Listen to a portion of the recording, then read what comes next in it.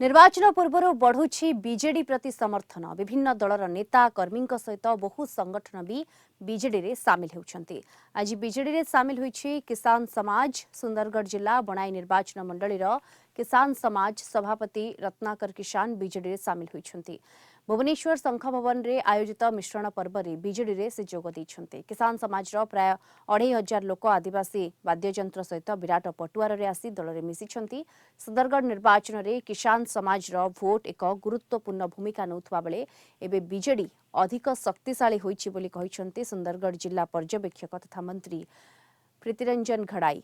तेबे किसान समाज पाई मुख्यमंत्री नवीन पटनायक को अनेक अवदान पाई बीजेडी रे सामिल हेलु बोली कहिछंती रत्नाकर किसान।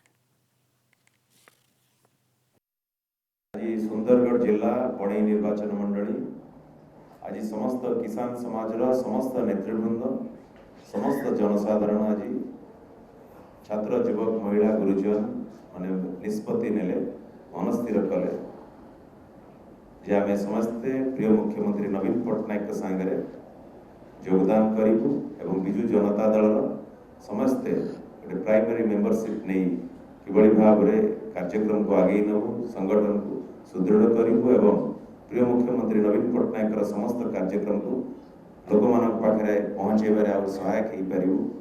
आज से दिगरे मनस्थिर करी आज समस्ते देखुं 2500 ऊर्ध्व आज जनसाधारण आज किसान समाज आसिकी बिजु जनता दल आज योगदान करिसेंती। बिजु जनता दल आज जॉइन कली तो मोर जॉइन करबार माने ओडिशार मुख्यमंत्री माननीय मुख्यमंत्री महोदय जो जो काम देइछंती आमे बहुत खुशी। तेणु आमे एते खुशी जे आमे संभाली पारिबे। तेणु आमे कोणी किसान समाज तरफ समस्ते एकत्रित होई खुशी होई आज नवीन बाबूकर हाथ मुठा को काम करबा पई आमे सहयोग कलु।